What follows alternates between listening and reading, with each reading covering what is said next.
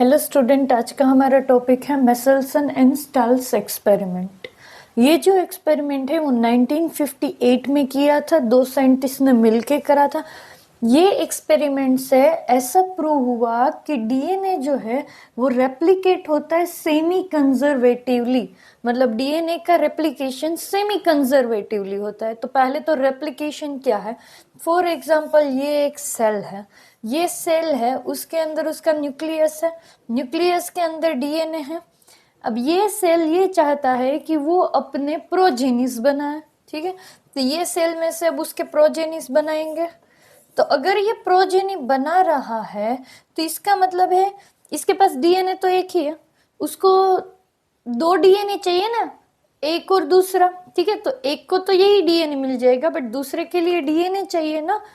तो वो डीएनए इसमें से ही बनाया जाता है, वो बिल्कुल इसकी कॉपी बनती है। कैसे बनती है? फॉर एग्जांपल, ये जो डीएनए है उसको ये डीएनए अज्यूम करो, ये डीएनए है वो अपने आप को अनकॉइल करेगा, ओपन होगा, और इसमें से पढ़ के सामने की स्ट्रेन बनाई जाएगी, कॉम्प्लीमेंट्री स्ट्रेन।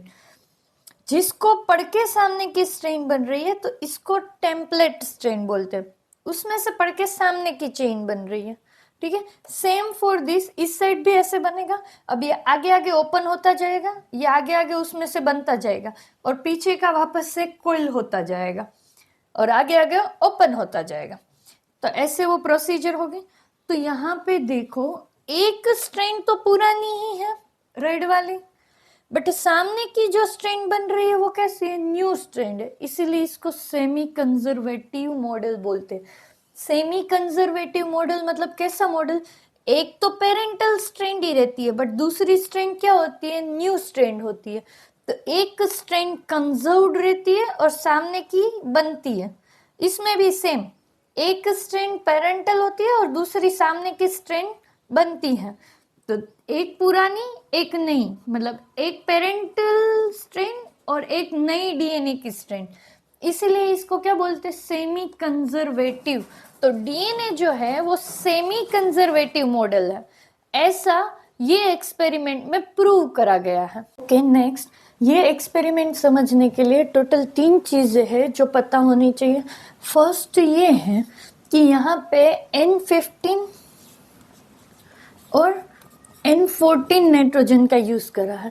ये दोनों रेडियो एक्टिव नहीं है, बट ये एक दूसरे के आइसोटोप्स है। आइसोटोप्स मतलब न्यूट्रॉन की नंबरिंग अलग होगी दोनों के अंदर, और ये जो है उनको सेपरेट किया जाता है on the basis of the density. उनकी डेंसिटी के बेसिस पे इनको एक दूसरे से सेपरेट किया जा सकता है। सेकेंड पॉइंट जो ये है कि ये एक्सपेरिमेंट में नाइट्रोजन ही क्यों लिया, नाइट्रोजन से क्यों समझा? तो उसका सिंपल सा रीजन है कि ये जो डीएनए है वो 3 चीजों से बना है, sugar plus nitrogenous base plus phosphate group.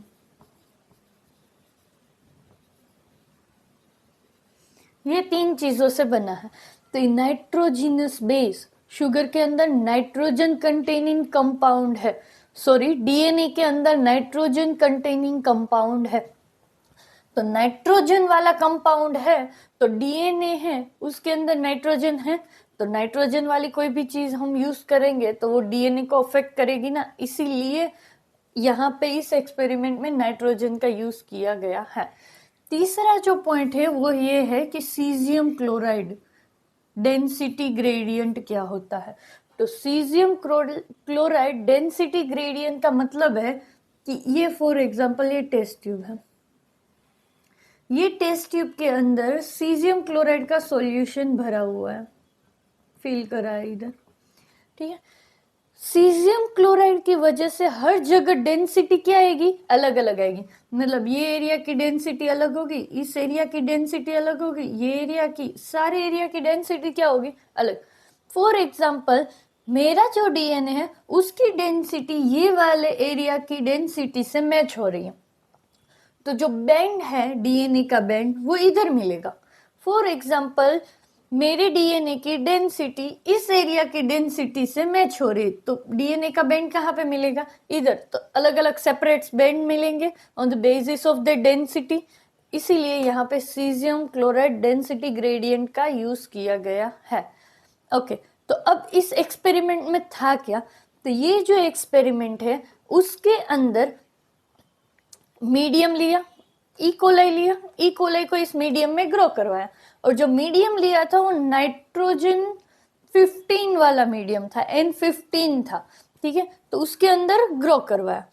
बाद में ये इकोलाई है, उसको खाना मिला, खाएगा तो फिर एनर्जी आएगी, रिप्रोडक्शन करेगा माने एक इकोलाई से दो इकोलाई बनाएगा, तो इकोलाई को एक इकोलाई से दूसरा इकोलाई बनाना है, ठीक है। ये एक इकोलाई को एक से ये दो ऐसे इकोलाई बनाने हैं, ठीक है। तो उसके लिए उसको डीएनए भी तो दो चाहिए ना, अभी तक उसके पास एक डीएनए है, ये डीएनए वो इसको दे रहा है, तो दूसरे के लिए डीएनए चाहिए, मतलब उसको रेप्लिकेशन करवाना पड़ेगा डीएनए का, और डीएनए बनाना पड़ेगा। अब डीएनए बनाने के लिए उसको ये तीन चीजें चाहिए, उसने खाना खाया होगा उसके अंदर से ही तो उसने ये तीन चीजें ली होगी। तो जो खाना खाया उसके अंदर तो N15 था, तो उसने जो नया डीएनए बनाया उसके अंदर भी क्या आया होगा, N15 आया होगा। बाद में ये उसका डीएनए है, ये N15 वाले का। अब ये इकोलाई को उठाया, दूसरे मीडियम में रखा, जहां पे ये जो उसको खाना मिला है, न्यूट्रिशंस मिले हैं, ठीक है, उसका जो मीडियम है उसके अंदर N14 डाला हुआ है। अगर हमने यहाँ पे N14 लिया हुआ है तो ये जो बैक्टीरिया था, ये जो इकोलाई था, उसके अंदर तो ऐसे था, ठीक है, उसके अंदर तो ये N15 था ना, तो फॉर एग्जाम्पल ये N15 है। अब ये वापस से खाना खा रहा है, वापस से कॉपीज बनाएगा, एनर्जी मिली तो उसके लिए वापस से उसको दूसरा डीएनए भी चाहिए होगा, तो डीएनए बनाना पड़ेगा ना। तो वो क्या करेगा, अपना जो ये N15 वाला जो डीएनए है, N15 वाला डीएनए है, उसको ओपन करेगा और दोनों साइड न्यू स्ट्रेन बनाएगा। दोनों साइड न्यू स्ट्रेन बनाएगा, तो ये न्यू स्ट्रेन कहाँ से आई, उसने खाना खाया, उसके अंदर जो सब्सटेंसेस होंगे उनको यूज करके ही तो उसने बनाया होगा। तो अब इस बार वो नाम नई जो चेन बनाएगा, उसके लिए नई चेन बनाने के लिए उसके पास N14 है। तो देखो, एक तो पुरानी वाली ही आएगी क्योंकि सामने ये ऐसे बन रही है, दोनों ओपन होगी, तो दोनों में एक नई एक पुरानी होगी।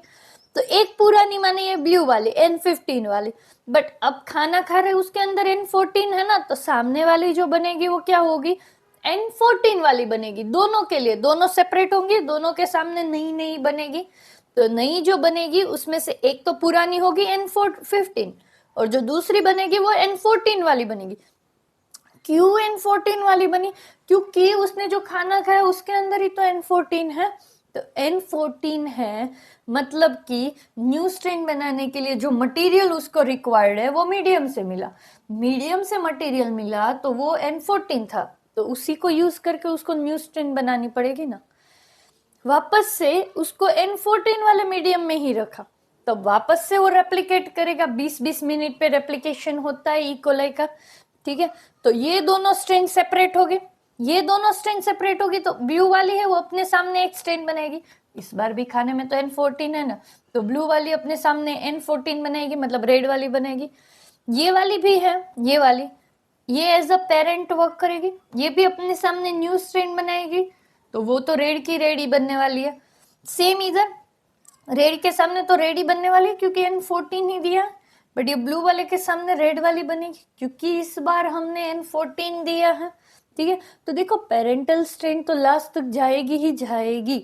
अब इन तीनों का सीजियम क्लोराइड डेंसिटी ग्रेडियंट के अंदर करते हैं, ठीक है, सेंट्रीफ्यूज करते हैं, तो क्या होता है, N15 है वो नीचे मिलेगा क्योंकि वो हेवी है। अब ये तो दोनों का मिक्सचर है, दोनों का मिक्सचर है तो बीच में मिलेगा, ठीक है। तो ये क्या मिला बीच में, ये N15 है। फॉर एग्जाम्पल N14 इधर मिलने वाला हो, तो इन दोनों के बीच में यहाँ पे N15 N14 का मिक्सचर मिलेगा। सेम यहाँ पे ये N15 N14 वाले दो हैं, ये दो तो मिलेंगे ही इधर, बट नए भी तो ये वाले बन रहे हैं, बट वो तो N14 N14 है तो वो ऊपर की साइड मिलेंगे। तो जो N15 है वो हेवी है, N14 है वो लाइट है, और N15 N14 है वो कैसा है, हाइब्रिड है। ओके, नेक्स्ट हमने ये टॉपिक में पढ़ा क्या कि हमने ई कोलाई को ग्रो करवाया था N15 कंटेनिंग मीडियम के अंदर। एज अ नाइट्रोजन सोर्स हमने उसको N15 दिया था। उसने बहुत बार रेप्लिकेशन करके न्यू स्ट्रेन डीएनए की सिंथेसिस करी होगी, तो ये हो गया N15 वाला डीएनए। अब ये जो इकोलाई है उसको हमने ट्रांसफर कर दिया N14 कंटेनिंग मीडियम के अंदर, और बहुत सारी जनरेशन्स उसके अंदर उसकी आई और नया डीएनए सिंथेसिस हुआ होगा। कैसे? ये पुरानी स्ट्रेन है N15, अब खाने में उसको N14 मिल रहा है, तो जो सामने की वो अपनी स्ट्रेन बनाएगा वो N14 वाली होगी, ओपन होता जाएगा, सामने न्यू स्ट्रेन बनती जाएगी, पीछे से वो वापस से कोयल होता जाएगा। तो ऐसे करके इसने अपने सामने न्यू स्ट्रेन बनाई और ये N15 ने भी अपने सामने न्यू स्ट्रेन बनाई। तो इसका मतलब है एक N15 वाली के सामने N14 वाली स्ट्रेन आई और N15 वाली के सामने N14 वाली स्ट्रेन आई।